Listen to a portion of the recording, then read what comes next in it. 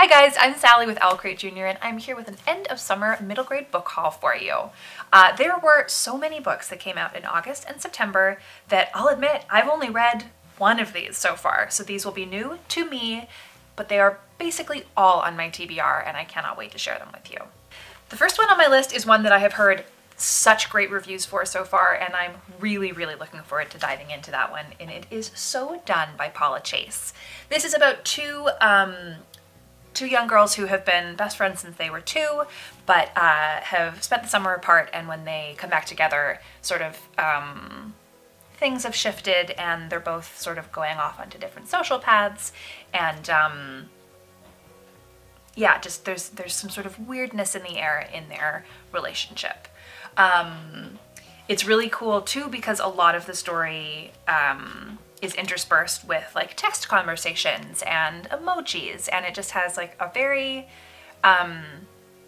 real feeling sense of dialogue to it, which I really appreciate when an author can actually get right. So the back says that it is full of ballet, basketball, family, and neighborhood life. I cannot wait to get to this one. And this one came out on August 14th. Next we have The Treasure of Mad Dog McGee by Elinor Teele. This is all set in New Zealand during the gold rush, so it is historical fiction. And it's all about the small town of Eden. It's the only place that Jenny Burns has ever called home. Yeah, it sounds like an exciting adventure, just sort of at the tail end of the gold rush once like the real boom is over, but there's still some things to be discovered.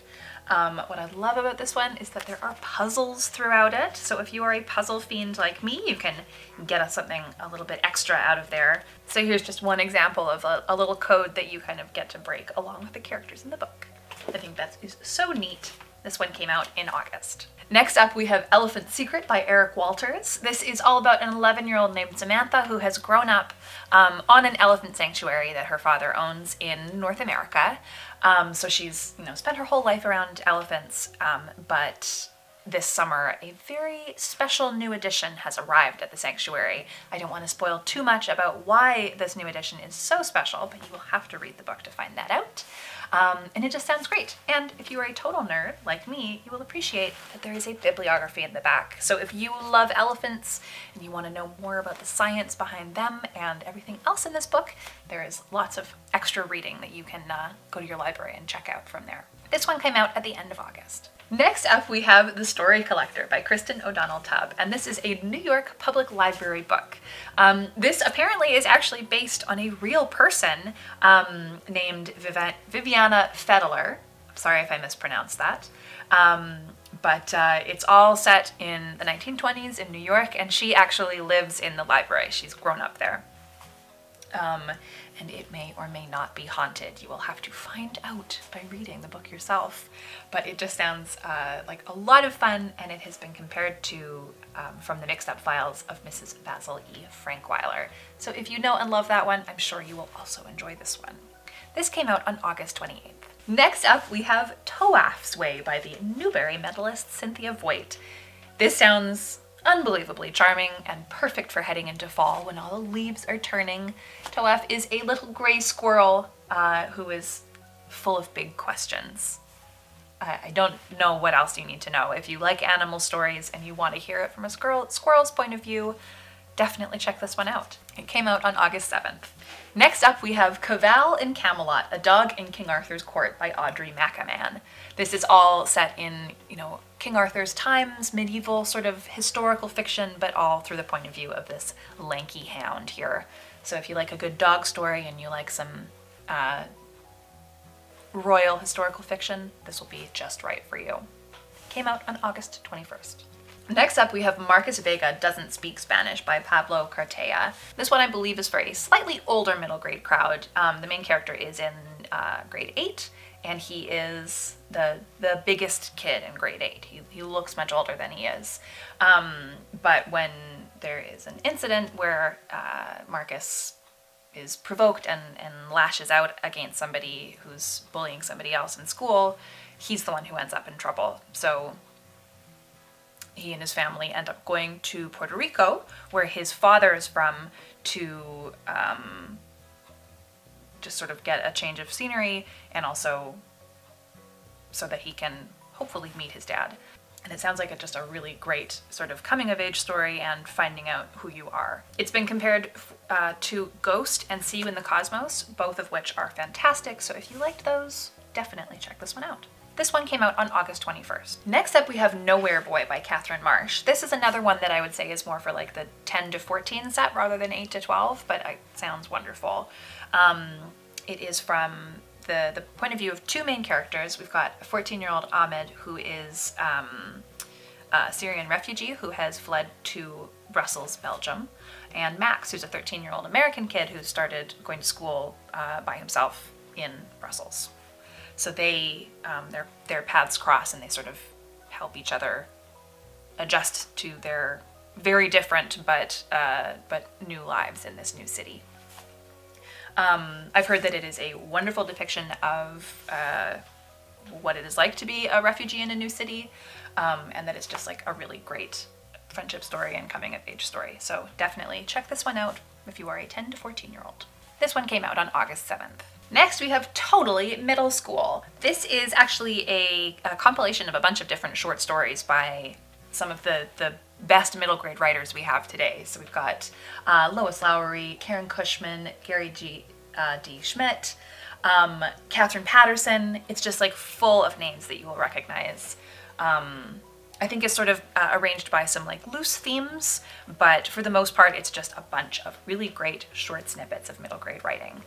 And I haven't seen a compilation like this in a long time. When I was a kid there was the like Chicken Soup for the Teenage Soul, which were quite sappy to be honest, but this one just sounds like it sort of has at least one story that will appeal to anybody. And this one just came out on September 11th. Next up we have All the Things That Could Go Wrong by Stewart Foster. So this is about a boy named Alex who has very severe OCD and a boy named Dan who has anger issues. And they go to school together and they are not friends, but their mothers basically arrange for them to have to spend time together and they think it's going to be awful, and then it turns out that they actually kind of need each other. It says there are two sides to every story, and All the Things That Could Go Wrong shows what happens when two completely different boys are forced to put aside their differences and discover what it is that connects us all. I think we can kind of all use a story like this right now. This one comes out in September. Next up we have one I'm very excited about, and that is Mac B, Kid Spy, Mac Undercover by Mac Barnett. Mac Barnett is a best-selling author more for picture books than middle grade books, but this is a great combo of the two. It's full of really funny pictures and sort of a graphic novel feel to it, but it is actually a novel for more of the beginner novel reader out there, I would say, or just someone who wants to have a little bit of a fun read. It says the Queen of England is calling and she has a secret mission just for Mac. My name is Mac Barnett. I'm an author, but before that I was a kid, and when I was a kid I was a spy. The story you are about to read is true. This actually happened to me. I don't know if that's true, but I'm going to take his word for it for now. It looks like so much fun. And I would say if you have somebody who has burned through all of the Diary of a Wimpy Kid books or the those fantastic, 10-story treehouse books, and maybe aren't ready for an all-text book quite yet, this one just looks like so much fun. And this one came out on September 11th. Next up we have The Dollar Kids by Jennifer Richard Jacobson. This is another one slightly older. It's recommended for ages 10 to 14, so if you're sort of right in that bridge right before YA, this could be a great one for you. Our main character is 11-year-old Lowen Grover, who his best friend was shot, and he is very much in grief, as is his community. So he finds out that there's this program called the Dollar Program where you can buy a house for $1, and he gets his family to take part in this. But then the town where this Dollar Program is taking place, the other people in the community are not super excited about the fact that there's all these families suddenly coming in and buying a house for $1. So it sounds like it deals a lot with like grief and friendship, and also just like community issues and how people can be pulled apart and pulled back together again. And it just sounds really great. I also love that it has like sort of graphic novel panels throughout it, which is a cool illustration form that you don't often see, like just comic panels inserted in various spots. I think that's really neat. And those are illustrated by Ryan Andrews. This one came out in August. Next up, we have Merci Suarez Changes Gears by Meg Medina. This has been getting wild reviews, and I'm very excited to read it.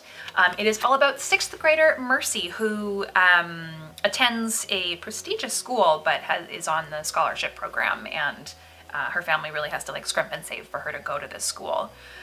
So she's sort of already an outsider in that regard, and then when she gets paired with a boy at school who one of the popular girls has a crush on and wants to be paired with instead for this project, she sort of becomes even more under the microscope. But it's all about how she deals with that, and it sounds like she deals with it quite well.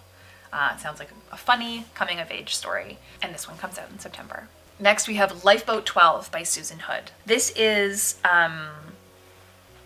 a historical fiction book based on a true account of a boy who escapes a torpedo attack and then escapes on this lifeboat during World War II. But it is all set in verse, and from the little snippets that I've read so far, it's really powerful. If you are a World War II historical fan, definitely check this one out. It has been compared to The War That Saved My Life and Stella by Starlight, and it came out in September. Next up we have The Splintered Light by Ginger Johnson. This is all about our main character whose brother has gone missing and his father has passed away, and he's living with his mom on a farm, and the world is colorless.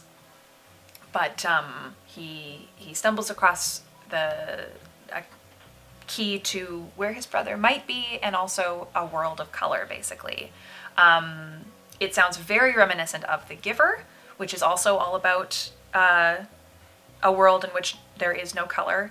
And I'm very intrigued by it, plus it has this absolutely beautiful cover.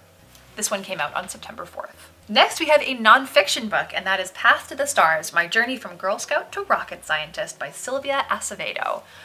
For anyone who doesn't know, Sylvia Acevedo has been an engineer, rocket scientist, award-winning entrepreneur, businesswoman, and commissioner on the White House Initiative on Educational Excellence for Hispanics. It is her life story from childhood up until current day, just all about her love for the stars and her time in the Girl Guides and just everything that made her who she is. It sounds wonderful. And this one came out on September 4th. Next we have Saving Winslow by Sharon Creech. Sharon Creech is an award-winning author. She won the Newbery for Walk Two Moons, and also wrote the Newbery honoree The Wanderer, so she is, you know, you can trust Sharon Creech when it comes to middle grade books. This is all about a little boy named Louis who his father brings home a little sickly donkey, and he names him Winslow, and he brings him back to health. I feel like Sharon Creech is sort of like the closest we have to E.B. White as far as really just lovely, lovely middle grade read-alouds especially. I can't wait to read this one. I love donkeys. I love this cover, and I think it would be great for... It's recommended for 8 to 12, but I think you could do a younger read-aloud with this one. It just sounds adorable. And it came out on September 11th. Next we have Mascot by Anthony John. This is all about a kid named Noah Savino who was like the star athlete at his school and then was in a terrible car crash and is just beginning to recover, but he is going to be in a wheelchair for the rest of his life. So he's sort of reconciling with, you know, being back at school for the first time since his accident and how people are treating him differently now that he's not this star athlete. And just sort of readjusting to life and finding his new place and the frustration and struggles that come along with that.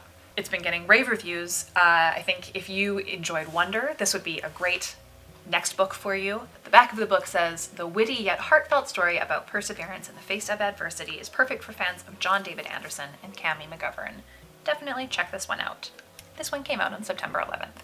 Next we have Voyage of the Dogs by Greg Van Eekhout. This is all about our main character, Lopside, who is part of a canine crew on the spaceship Laika. Dogs in space sounds like a very good combo to me. And also I just opened to a random page and it looks like they're doing Morse code in barks and woofs. So you can decipher that and figure out what they're saying in bark code. I don't know. But you can definitely check that one out for yourself. It came out on September 4th. Next up, we have the latest book by Alex Gino, who is the author of George, and that is You Don't Know Everything, Jilly P. So it says, Jilly thinks she's figured out how life works, but when her sister Emma is born deaf, she realizes how much she still has to learn. The world is going to treat Jilly, who is white and hearing, differently from Emma, just as it will treat them both differently from their black cousins. So that's sort of where the story picks up. And then Jilly develops a friendship with somebody online in like a fantasy book community online. And while they have some things very much in common through like their tastes and the things that they like to read and play online, they also have very different family and social realities, so it just explores that dynamic. Alex Gino uses their trademark humor, heart, and humanity to show readers how being open to difference can make you a better person and how being open to change can make you change in the best possible ways. I'm really looking forward to this one. This one goes on sale on September 25th. Next up, we have Winnie's Great War by Lindsay Maddock and Josh Greenhut with art by Sophie Blackall. This is based on the true story of Winnie the Pooh. For those of you who didn't know, Winnie the Pooh was a real bear, came from Ontario, Canada. So in a triumphant blending of deeply researched history and magnificent imagination, we follow our irrepressible bear from her infancy in the woods of Ontario to her journey overseas in the company of Captain Harry Colburn to her experiences in wartime London before she met Christopher Robin Milne. So if you are planning on seeing the new Christopher Robin movie, or you just love Winnie the Pooh and want to know more about his history, this one sounds lovely. And it came out in September. Next up, we have The 11th Trade by Alyssa Hollingsworth. This is about a boy named Sammy who is growing up in Boston, but his grandfather's traditional Afghan instrument called a rabab is stolen from him, and he actually finds the instrument in a pawn shop, but it is way too expensive and he can't afford it. So he, in order to get his grandfather's prized possession back, he basically like trades up starting from a little token and has to trade over and over again just to try and earn it back, basically. So it says, with Sammy and his friends, readers explore a big issue through the fun of soccer, big city adventures, and of course, trading. This one came out on September 18th. Next up, we have one that I have actually mentioned before in a previous video, and that is The Dactyl Hill Squad by Daniel Jose Older. It's 1863 and dinosaurs roam the streets of New York as the Civil War rages between raptor-mounted armies down south. It's really cool. I've only read the first few chapters of this and I'm really excited to get back into it. Basically, it is a blending of real life historical stuff that happened in the American South and in New York with dinosaurs. So it like tackles some big issues as far as race and social stuff and real historical moments, but it's blended just in a very cool way with sci-fi and dinosaurs and just neat stuff like that. This one came out on September 11th. Next, we have one that I have actually been saving until I could just really sit down and dive in and savor every word of it, and that is The Storm Runner by J.C. Cervantes. This is the second book that's come out on Rick Riordan Presents, which is his new imprint, the first book of which was Arusha and the End of Time, which we included in our April box. But this is all about Mayan mythology, and it sounds fantastic. Feisty heroes, tricky gods, murderous demons, and spirited giants are just some of the pleasures that await in this fresh and funny take on Mayan mythology, as rich and delicious as a mug of authentic hot chocolate. That's honestly about as much as I know right now, but it has been blowing up on social media and has been getting great reviews, and it's so big, I can't wait to get into it. This one came out in September. And finally, we have Time Castaways, the Mona Lisa Key by Liesl Shartliff. Liesl Shartliff wrote Grump, which was our June book pick, and she is best known for her fairy tale retellings, but this is a real departure for her and it sounds so cool. Time Castaways is all about time travel. So we've got our three main characters who have to abide by the very strict rules that their parents put forth. that really seem to focus on traveling, including like they're not even supposed to go into like elevators alone.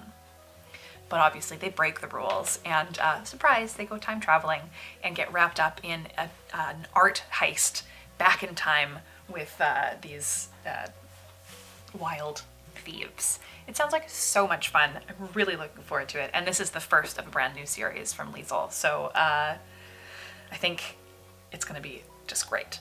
This one came out on September 18th. So that was just a sampling of the great books that have come out in the summer and are about to come out in the early fall. I have to go because I obviously have to get reading now. So I will see you again next time. Happy reading, and thanks for being awesome. Bye!